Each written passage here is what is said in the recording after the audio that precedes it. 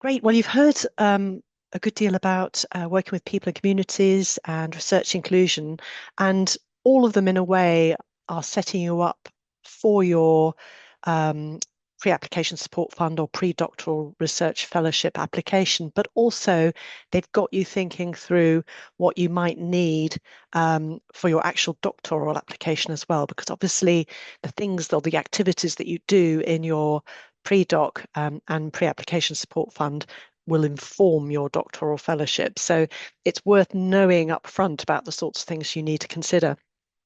And I think the same is true for the sort of design and methods for your future projects. So whilst for a pre-doctoral fellowship, you won't be coming up with any kind of detailed research plan, it's worth thinking about the sorts of activities that you might want to do during that pre-doctoral fellowship to prepare for your doctoral fellowship. This session is really just to get you thinking through the sort of designs and methods for your future project. So far in these workshops, we've talked about what makes a good research area. In our first session, we had a look at, for example, what makes a good sort of doctoral fellowship, a type of overall project. We looked at doing a literature search to confirm your research idea is a good one. And it's great to see that so many of you have done a literature search. And we talked about supervisors and presenting yourself well. And as I say, this is to get you start thinking broadly about what types of design and methods will help you answer the research question that you have in mind. And this is something that you'll continue to do throughout your pre-doctoral fellowship. So why should you look at this now? Well, I think firstly, it'll inform various things. It'll inform further reading for your pre-doc application and beyond. So you might want to read up about research methods. It may identify groundwork that you need to do. So, for example, if you're thinking of using some big data, you might want to take a look at it in your pre-doc and perhaps have a look at the variables that are there and the sort of missing values, if you have any, and whether they're a problem. Perhaps doing a little bit of research on the type of data sets that you might need to access and the processes that are involved in accessing those data sets. It'll also inform your career development or training program, both for the pre-doc and the doc, because in a sense you're preparing, obviously, for your doctoral fellowship. So if you're thinking through the design and the methods that you're going to need for your doctoral project and preparing for that in your pre-doctoral project, there may be some training and preparation that you need to do to get yourself up to speed in a certain subject area. It'll also help inform the sort of supervisory team and expertise. You heard from Becky the importance of having a team that can deliver in terms of the areas that you're covering, including obviously PPI, having appropriate PPI, but also, if you are going to do a particular design or use a particular method, you want to make sure that you have supervisors or mentors who are there to help you develop yourself in these areas. So again, thinking through the designs and methods that you might need for your ultimate project will help you think through the sorts of supervisors and mentors you may need for your pre-doc and in preparation for your doctoral project or your postdoctoral award if you're going for a PASF. And it will provide some details for your research area of interest. So it may give you an idea of the type of project that you might want to do. And I think the more, whilst you only have actually one page to describe your research area of interest, having some idea of what it is that you want to do, can show that you thought things through and you're getting things sorted. So what do reviewers care about when they're looking at research applications and projects? Well, the first thing is, will design and methods proposed answer the research question? Making sure that whatever research question you have, the design is appropriate and the methods are appropriate to answering that question. They'll want to know whether the methods are appropriate and scientifically rigorous. They want to know whether they're feasible, so whether you can actually collect the data in the way that you say, for example, and obviously whether they will enable you to deliver useful outputs. And as I say, at this stage, reviewers will not need a great deal of detail about what your methods will be, but it's certainly helpful if you've given them some thought. So what do we need to cover when we're thinking about design and methods in terms of our project? Well, firstly, it's the overall design of the study, whether it's qualitative, quantitative, whether it's a randomized controlled trial or an in-depth qualitative study, for example. We need to think about setting. Obviously, you don't often get to go to a desert island, although I did have a colleague whose sister, I believe, was studying dolphins in Hawaii, which I thought was a fantastic research project to have. This is more likely to be your setting, but thinking about where you might actually undertake the research. Is there work that you have to do in your pre-doc fellowship to identify sites and people who might want to be involved with your project? The samples, so who is it that you need to get information from? Is it staff? Is it a particular patient group? These things are worth thinking about. The type of sampling that you want to undertake, are you looking for a representative sample or is it a purposive sample? Are you looking for particular people who can share their experiences? And how will you go about that? Um, Projects often have interventions, especially health services research projects. So what intervention are you talking about or thinking of? Are you going to be co-designing an intervention with patients and others, or is it an intervention that already exists that needs to be evaluated? Um, Data sources. So, who are you going to get data from, or what are you going to get data from? The types of outcome measures that you might want to use, and obviously making sure that these are valid and reliable. The data analysis that you're going to do, and what kind of preparation you might need for yourself in terms of making sure that you're ready to do that data analysis. And that's where informing the sort of training and development plan that you have comes in.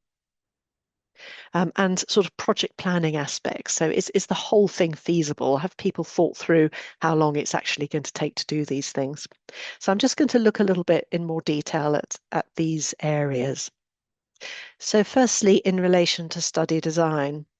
Now, broadly speaking, when you're approaching a study, you may want to think whether you're likely to do a sort of more quantitative study or a more qualitative study. And many of you will be familiar broadly with what the differences are between those, but some of you may be quite new to research generally. But for quantitative approaches, we tend to be looking at things that are objective. We're trying to actually come up with generalizable results. So we're getting samples that are representative of our patient population. We may be looking at associations between things. For example, you're trying to predict something, so you're linking an outcome with perhaps a process of some sort.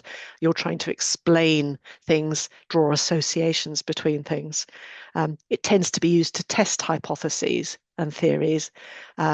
Questions such as how many or how much or how often. And invariably, the data will be in the form of numbers. It may have come from observations, it may have come from an image, but in terms of a statistical analysis, it will likely be condensed down into some sort of numerical value. Qualitative approaches are much more subjective. The purpose is not to do with sort of, generalizability. It's to do with contextualizing what's going on. It's about interpreting and understanding what people feel or their experiences of care, for example. Often it develops hypotheses and theories. It has questions such as how and why and what. And the data can vary from looking at textual analysis, sort of words, objects, pictures, or observations. And you may have heard of ethnographic research, for example, so sort of anthropological approach to work. So let's just talk a little bit about qualitative research first. What is it? Well, it's a broad term and it encompasses a wide range of approaches and methods. It's concerned, as I say, very much with the meanings people attach to their experiences of the social world and how they make sense of that world.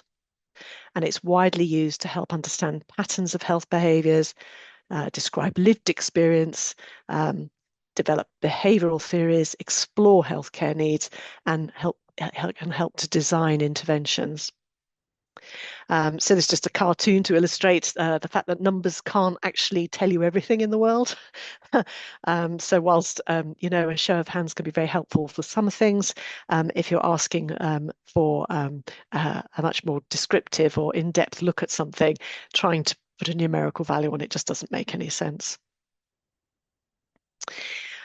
So examples of where you might use qualitative research about the patient voice and experience. So for example, why do young people not adhere to their asthma medication? So it's not just do they adhere or not, it's actually finding out why they don't. Where you have very complex interventions or events or processes, it's very difficult to distill that into numbers. So how do doctors communicate prognosis to people at end of life? A sensitive topic is another area where you might need qualitative research. So how do couples come to terms with a stillbirth? Optimizing study processes, recruitment and implementation. So this can be done to support a more quantitative study. So for example, what factors affect patients' decisions to participate in a trial? If recruitment is an issue, you can explore recruitment at a qualitative level. Developing and evaluating complex interventions. So what do clinicians think about intervention components and how do patients engage with the intervention? And these sorts of aspects can be added to quantitative work, or they can be standalone. So an example of a qualitative study on community blood test results in primary care, as you see, it was very much delving into the patient and the clinician experience of working with blood tests and identifying, the issues that patients and GPs had with a view to trying to improve communication. It's not something that would have worked very well just by asking sort of quantitative type questions. So what about quantitative research? Well, quantitative research is the collection and analysis of numerical data to answer a research question. And you'll be used to seeing the data that are produced, highly structured, statistical data, often presented in data sets, graphs and charts. And when do we use quantitative research? Well, again, it's for these more numbers-oriented questions: how many, how much, how often. So, for example, about the occurrence or the pattern of something. So, for example, what is the prevalence of sedation in critical care units? What is the incidence of measles? What is the geographical distribution of a particular disease? It can be about associations between things. So what's the association between sex and participation in PE, for example? What is the correlation between peak flow and mold spore counts in homes? So when you have a correlation that you're looking for, is exposure to ultra-processed food associated with obesity? Can we predict who will develop an aneurysm? So these are all sorts of projects where you would be looking for associations between things one way or another. And then obviously comparative questions. So is a strengthening and stretching program for people with rheumatoid arthritis better than current care? Is a new program for drug and alcohol rehabilitation better than current provision? So where you have an intervention that you're evaluating, typically in some sort of trial.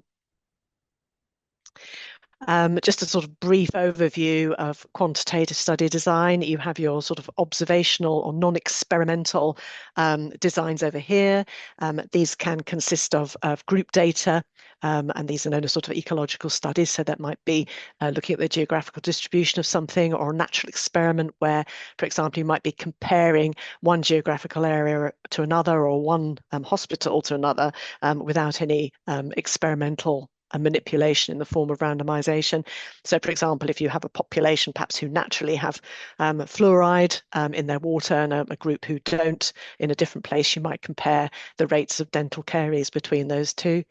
If you go down to individual level, you can have cross-sectional studies, which are your typical type surveys, where you're taking a snapshot of the population at a particular time. You also have some sort of formal epidemiological study designs, such as case control studies, where you're largely looking retrospectively at what has created a case. So you might be comparing a group of people with an illness, a group of people without, and you're looking back to see what kind of exposures they've had in the past. And similarly with Conversely, I suppose with a cohort study, although that term is used quite loosely, with a strict epidemiological hat on, we talk about prospective or cohort studies where we're looking at a group and we're following them prospectively, but we're looking, for example, at the exposures that they might have and what their outcomes have been over time, hypothesizing that those who've had a particular exposure will have a particular outcome.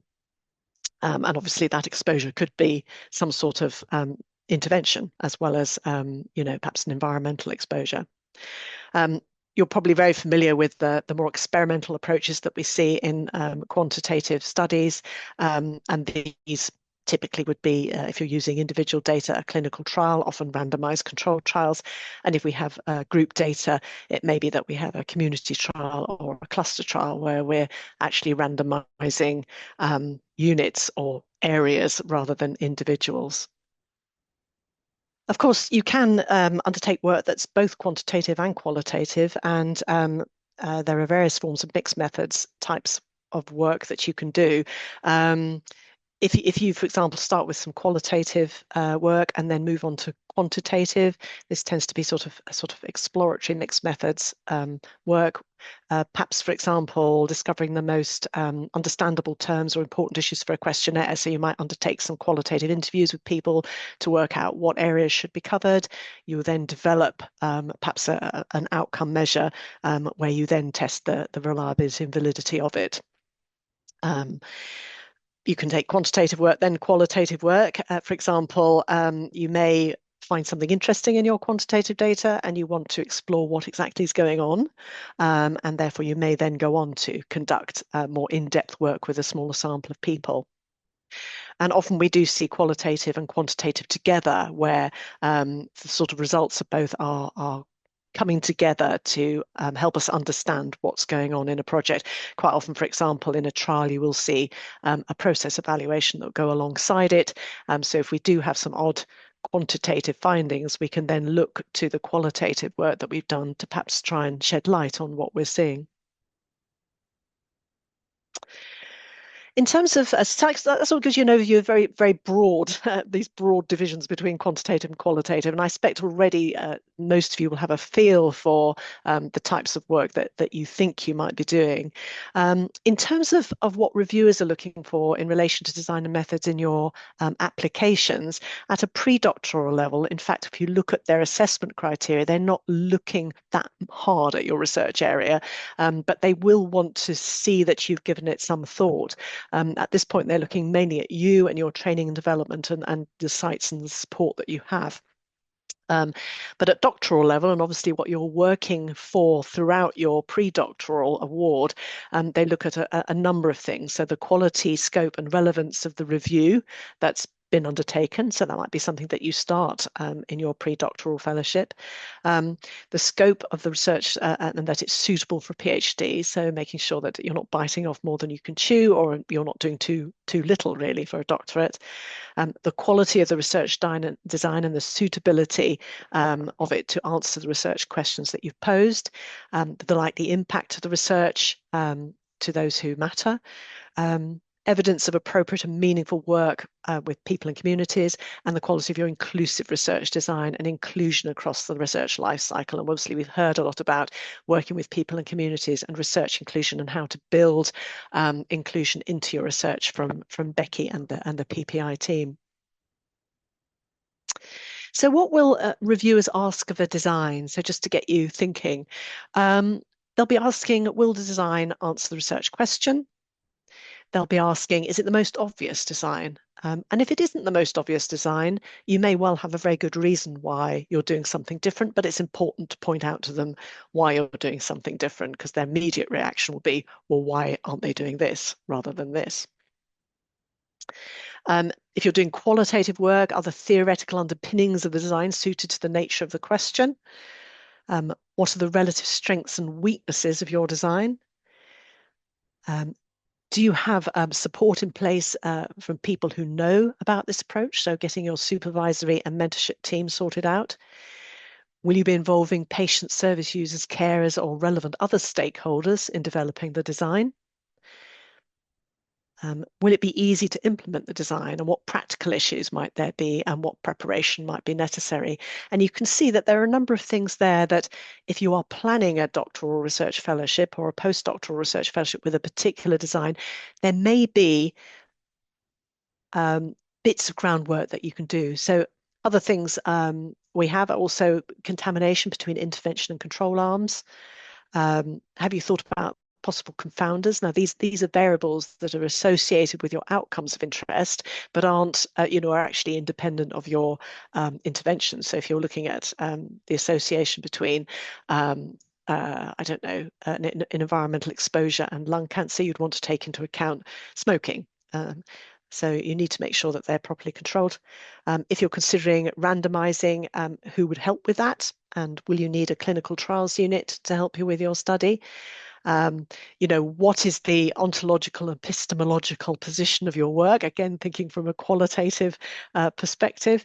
Will you be familiar enough with the culture of participating organizations? So is there groundwork that you need to do there? Will the design need more than one method of data collection to facilitate the cross-checking of findings, so the triangulation of findings? And might there be any ethical issues in relation to the design that need considering? And importantly, do I need to do any groundwork in my pre-doctoral fellowship to check the viability of my research design? Moving on to sampling and recruitment. What will reviewers be looking for? Well, will the population that you're choosing relate sensibly to the research question? What might be the best sampling approach for your research objectives? If you need help with sample size, will there be someone to hand to help you do it? So is your mentor or supervisor, or do you have a statistician to hand if you're doing a statistical study? Can you define the group easily? So will you have eligibility criteria, or is that something you need to think carefully about? Will you be able to access your group of interest? What might be the challenges of recruitment? And recruitment is one of the things that often fails in studies, and many trials have under-recruited, which of course means that the sample size that the trial is based on is powered to pick up a certain result if it's there with a certain sample size. If you don't meet your recruitment targets, then actually your whole study may be statistically invalid. Will you be consulting patients, carers, and service users about how best to recruit? Who will help you think through research inclusion issues? So for a number of these things, is there any groundwork that I can do in my pre-doctoral fellowship to help with thinking through the viability of sampling and recruitment? So it may be that if you think you are working with perhaps a hard to reach population, that you'll want to start making inroads, getting stakeholder groups and PPI groups in place, asking them how best to go about accessing the population, thinking through whether there are non-English speaking issues that need to be addressed, which will help inform obviously the costing of your doctoral application, because you need to put into place translators or recruiters. If you are trying to identify a particular population, for example, carers of people with dementia, do you have to do a bit of groundwork to find out how best to get hold of people? Will it be through a healthcare or a care home sort of setup? How else, or will it be through a charity? And these are the sorts of things that you can actually sort of investigate or do some groundwork for in relation to your pre-doctoral fellowship. And what about the intervention itself, if you have one in mind? What will reviewers be looking for ultimately? Well, do you have an idea of what the intervention will be, and how will it be designed if necessary? It's amazing how many people put in applications and they're very unclear about their intervention and what exactly it is. Obviously, if you are co-designing an intervention, which might be part of a doctoral or a postdoctoral fellowship, there's a whole process involved with that, and you're not going to know the specific intervention, but you may have an idea of what might come out of it.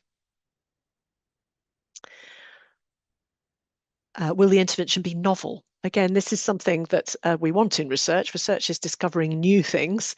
You don't want to be working with something that's been done before. So again, the kind of uh, groundwork that you might do for that is to actually do some scoping reviews, find out what's out there, what's been done before, making sure that what you're doing is new.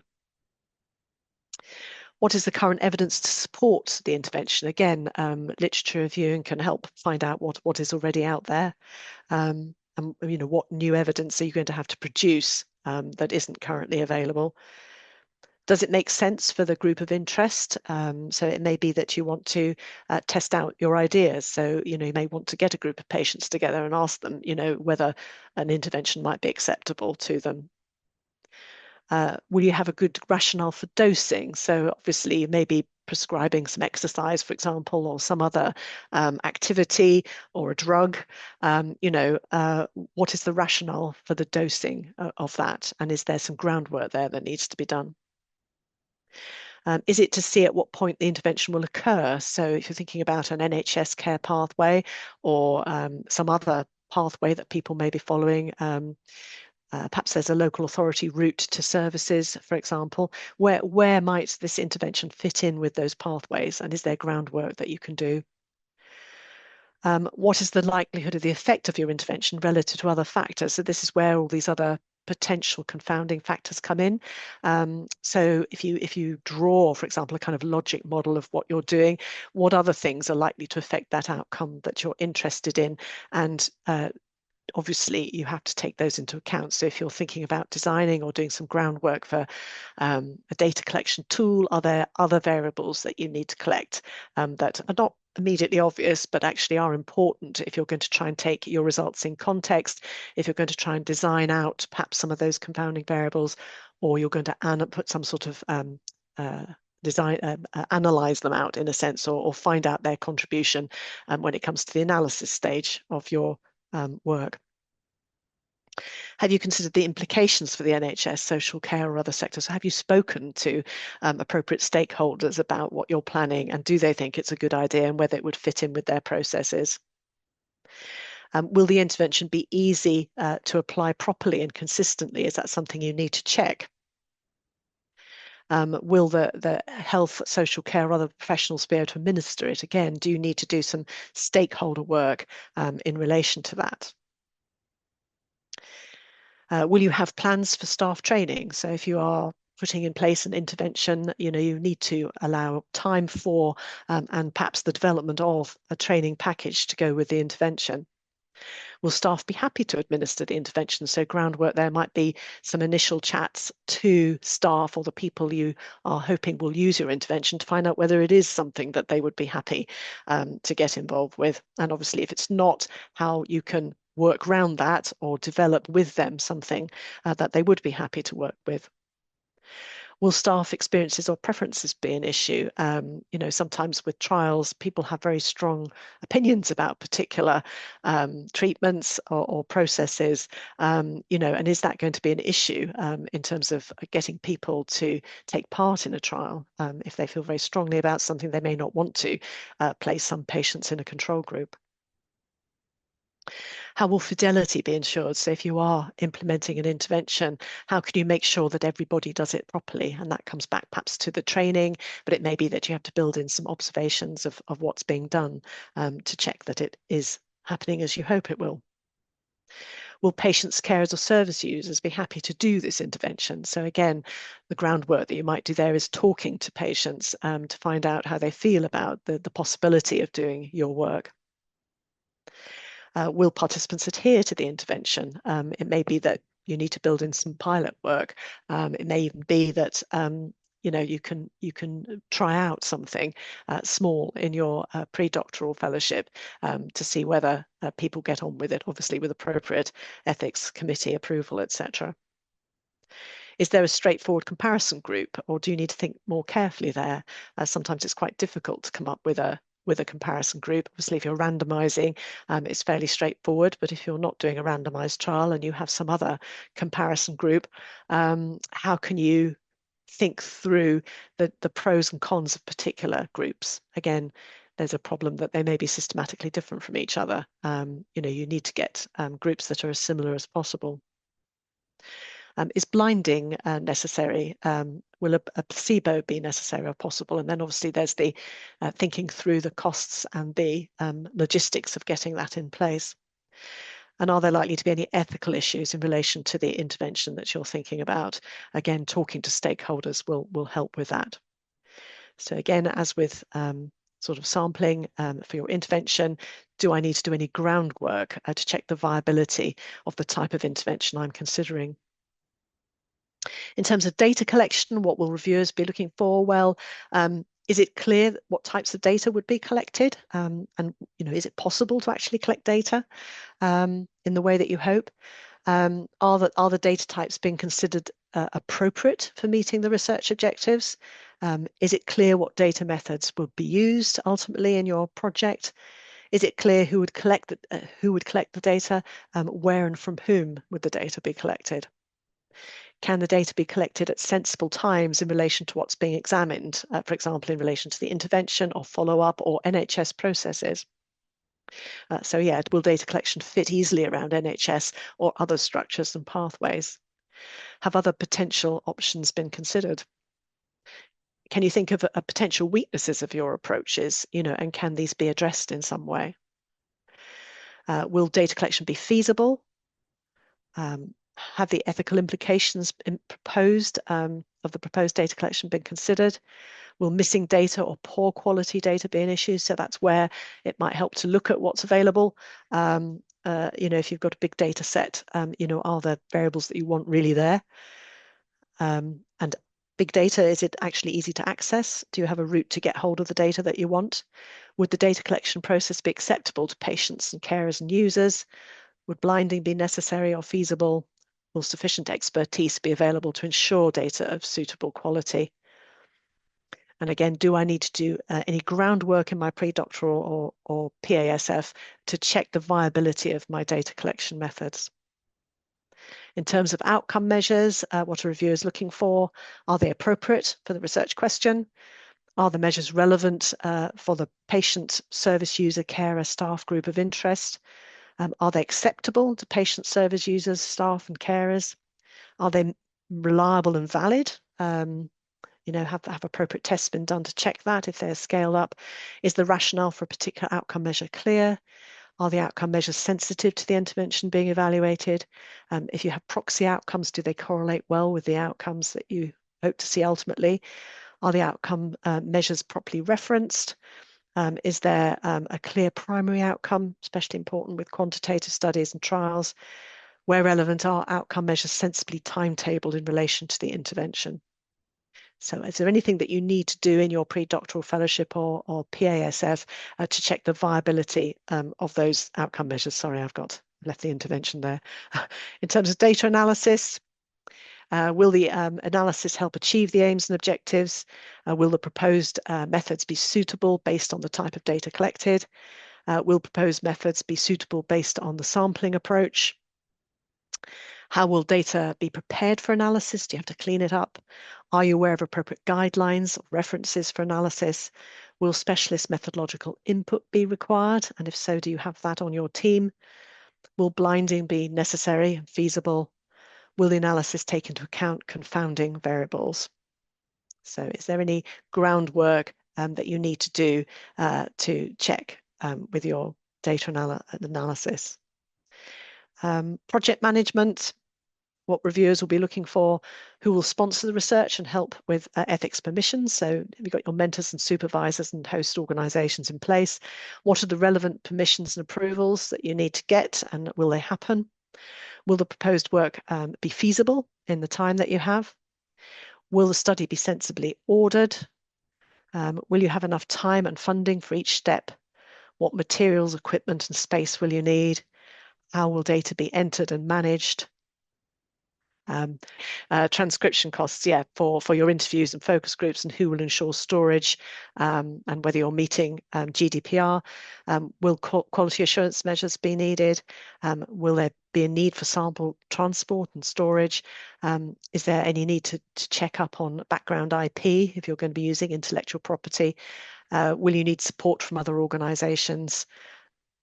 So is there any groundwork that you need to do to check the logistics of your future research? Obviously, what you're aiming for at the end of the day is a nice, secure research project that basically reviewers can't knock down no matter how hard they try.